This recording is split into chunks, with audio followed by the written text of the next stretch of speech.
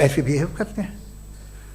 थोड़ा सा अगर हो तो शायद बहुत अच्छी बात, लेकिन शराब थोड़ी सी नहीं रहती, उसमें टेंडेंसी है पहले। थोड़ा सा अगर 2-3 कैंसर के सेल हो ना बॉडी में तो आदमी सिम रहेगा, लेकिन वो 2-3 सेल नहीं रहते, वो मल्टीप्लाई होते हैं। जावेद साहब टाइम पूरा हो गया। टाइम हो गया तो बस बात खत्म हो गई। अच्छा, मुझे कुछ और कहने को था भी नहीं।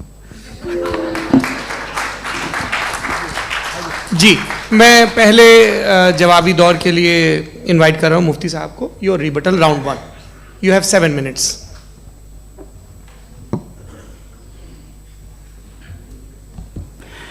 Thank you very much Javed साहब, आपकी बात को सुनकर बड़े महजूज हुए हम लोग। महजूज, do you understand? We enjoyed.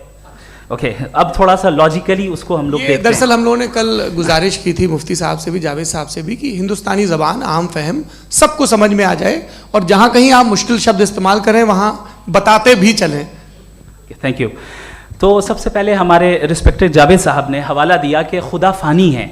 कितने मजहब आगे चले गए, किसी ने जुपिटर को खुदा माना, किसी ने किसी को माना। मैं कहता हूँ जिसने कॉन्टिंजेंट चीज़ को खुदा माना, गलत माना, वो खुदा ही नहीं, वो खुदा ही नहीं है। हम तो नेसेसरी बीइंग को साबित करने बैठे हैं, वो नेसेसरी कॉज जो इटरनल है, जो अबदी भी है और अजली भी है। हम किसी और को साबित करने नहीं बैठे। दूसरी चीज उन्होंने कहा कि फेथ एंड बिलीफ, ये एक ऐसी डेफिनेशन है फेथ की जो इन्होंने पहली मर्तबा पेश की है, या माफ कीजिएगा इन्होंने पहली मर्तबा पेश नहीं की है, रिचर्ड डॉकिंस ने पहली मर्तबा पेश की है। मुझे मालूम है ये सोर्स कहां से है। एपिस्टेमोलॉजिकली फेथ और बिलीफ का फर्क आप इस तरह नहीं कर सकते सर। फेथ सही भी होता है, गलत भी होता है, बिलीफ सही भी होता है, गलत भी होता है। जो लॉजिक, रीजन और एविडेंस से बैक्ड होगा वो फेथ सही होगा। और आप जिस फेथ की बात कर रहे हैं कि इलॉजिकल है और उसके पीछे नहीं है, तो we are on the same page. हम नहीं मानते उस फेथ को, जो फेथ ऐसा हो जिसके पीछे कोई लॉजिक ना हो, एविडेंस ना हो, हम नहीं मानते। हम तो उस फेथ के कायल हैं जिसके पीछे लॉजिक हो और एविडेंस हो। तो बिलीफ सही भी होता है, गलत भी होता है, फेथ भी सही होता है और गलत भी होता है। तो आज फेथ और बिलीफ के डिफरेंस पे बात नहीं हो रही है। आज आप चाहे फेथ एक्सेप्ट कर लें या बिलीफ एक्सेप्ट कर लें, आज ये बात होगी कि ट्रूथ क्या है, चाहे ट्रू बिलीफ सही है या ट्रू फेथ सही है, और फॉल्स फेथ क्या है और फॉल्स बिलीफ क्या है, बात इस पे हो रही। दूसरी चीज इन्होंने पूछा स्टुपिडिटी फिर क्या है। अगर फेथ रिलीजन स्टुपिडिटी नहीं है तो और क्या है? चूंकि फेथ का मुतालबा करते हैं तो स्टुपिडिटी क्या है? मैं कहता हूं स्टुपिडिटी एथिज्म है। उसकी वजह यह है कि आप एक सड़क पे जा रहे हो और आप किसी गार्डन में जाएं और देखें वहां लिखा है फूलों के साथ I love Javed Akhtar, and I really do, I love you sir. So जब आप वहां पर पहुंचे तो वहां पहुंचकर अब ये बताएं, क्या आप ये कहेंगे वाह व्हाट अ नेचुरल सिलेक्शन? ये क्या नेचुरल सिलेक्शन है? नहीं, ये प्रिसाइजली डिजाइंड है, इसके पीछे डिजाइनर है। लिहाजा अगर कोई एक ऐसी कॉमन सेंस की बात को कबूल नहीं कर रहा है कि यूनिवर्स जो इतने प्रिसाइजली काम कर रहा है, हम कह दें कि खुद ब खुद बन गई, मैं समझता हूं इससे बड़ी स्टुपिडिटी और कुछ नहीं है। ये इर्रेशनल चीज है। फिर हमारे सर ने कहा कि आपने बॉल पे फोकस किया, आइलैंड पे फोकस नहीं किया। अरे आइलैंड को किसने बनाया यही समझाने के लिए तो बॉल की मिसाल दे रहा हूं। और बॉल भी कॉन्टिंजेंट है, आइलैंड भी कॉन्टिंजेंट है, दोनों नेसेसरी बीइंग का मुतालबा करते हैं। आगे इन्होंने कहा कि नेचर में कोई इंसाफ नहीं है। हम डिसाइड करते हैं कि मोरालिटी क्या होती है, इंसाफ क्या होता है। हम डिसाइड करते हैं, जैसे ड्राइविंग सीट में ट्रैफिक वाला, ये तो किसी खुदा ने नहीं कहा, ये है, इसे कहते हैं फॉल्स इक्विवेलेंस। ये एक लॉजिकल फेलेसी है। आपने जो है मिसाल दी ड्राइविंग की और ट्रैफिक की, ये सब्जेक्टिव मोरालिटी है। आप सब्जेक्टिव मोरालिटी को मिसाल बनाकर ऑब्जेक्टिव मोरालिटी के ऊपर नहीं थोप सकते। इंसाफ की ऑब्जेक्टिव मोरालिटी। अगर आप ये कहते हैं कि नेचर में इंसाफ नहीं है तो इंसाफ का न होना ये नेचुरल हुआ, तो फिर नेचर को नेचर रहने दे, क्यों हम इतना स्ट्राइव कर रहे हैं दुनिया में इंसाफ लाने के लिए? ये तो इलॉजिकल बात है, इर्रेशनल बात है। इसलिए बहुत सी चीजें ऐसी हैं जो ऑब्जेक्टिवली जो है इविल या गुड हैं, और बहुत सी चीजें ऐसी हैं जो सब्जेक्टिवली हैं। सब्जेक्टिवली जो मोरल होता है या इमोरल होता है उसको हम सोशल कंसेंसस से या पर्सनल प्रेफरेंस से डिसाइड करते हैं। लेकिन जो ऑब्जेक्टिव मोरालिटी है जिसमें इंसाफ आया, जो इन्होंने बार बार रिपीट किया, ये ऑब्जेक्टिव है, सब्जेक्टिव नहीं है। अगर आप कहते हैं ये सब्जेक्टिव है तो मेरा सवाल आपसे ये है, क्या सोशल कंसेंसस के जरिए अगर जुल्म को सही करार दे दिया जाएगा तो आप जुल्म को जस्टिफाई करेंगे? दूसरी चीज, इन्होंने ये कहा कि 2 पैक शराब पी लें तो वो उतने पे नहीं रहता, बढ़ जाता है। यही मामला मजहब के साथ है, 2 पैक आप पी लें बढ़ेगा। तो ये एक ऐसी मिसाल है, इसको कहीं भी फिट कर लें कि आप एथिज्म पे जब फिट करें, जब आप 2 पैक एथिज्म का लेंगे ना तो वो बढ़ बढ़ के नॉर्थ कोरिया बनेगा। Thank you.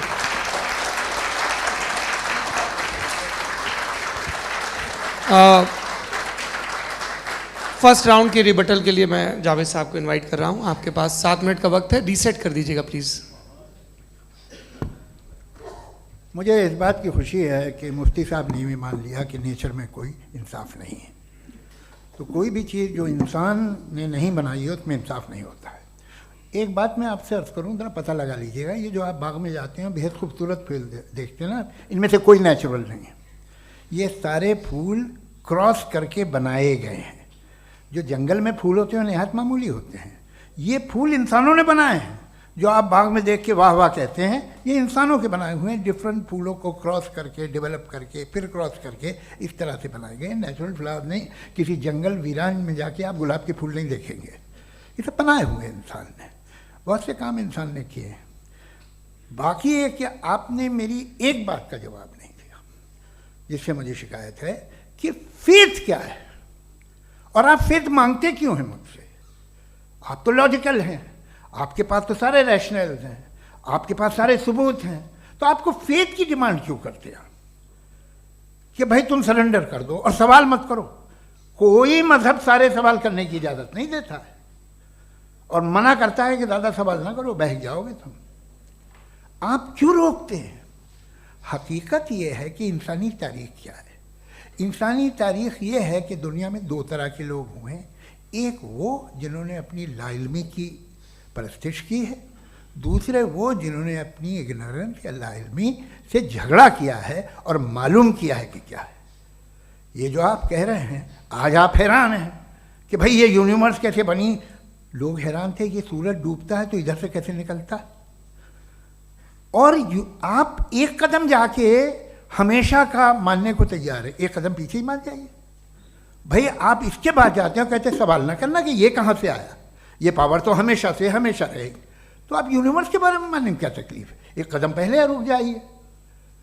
ये हमेशा से थी या नहीं थी हमें मालूम नहीं है। और ये कहना कि हमें मालूम नहीं है, कमाल ये है कि दुनिया के सारे मजहब सब जानते हैं ये दुनिया कैसे बनी थी, कैसे मिटेगी, मरने के बाद क्या होगा, इनको सब इल्म है। इनको किसी को डायनासोर होते थे पहले ये नहीं पता था, किसी को नहीं पता।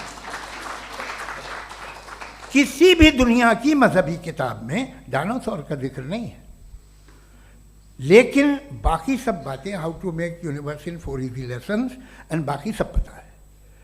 जिसको सब पता है वो गड़बड़ है। हम में ये इंकिसार, ये ह्यूमिलिटी होनी चाहिए कि हम ये कहें कि हमें ये बहुत सारी बातें नहीं मालूम, लेकिन हम उनकी परस्तिश ना करें, अपनी लाइल्मी को की परस्तिश ना करें, हम उसे पता लगाने की कोशिश करें। जिस दुनिया में आप बैठे हैं सर, ये हॉल जो है, ये इलेक्ट्रिसिटी जो है, ये माइक जो है, जिस हवाई जहाज से आप आए थे, वो जिस कार से आप यहाँ आए हैं, ये सब उन लोगों की बनाई हुई है जिन्होंने सवाल किए थे। ये दुनिया जिसमें आप आज आराम से हैं, ये उन लोगों की बनाई है कि जिन्होंने सवाल किए थे। और हर स्टेज पे इन सवालों को मकरूह कहा गया था, गलत कहा गया था। आप ज़रा तारीख पढ़िए, एक बड़ी दिलचस्प किताब है बर्ट्रैंड रसेल की,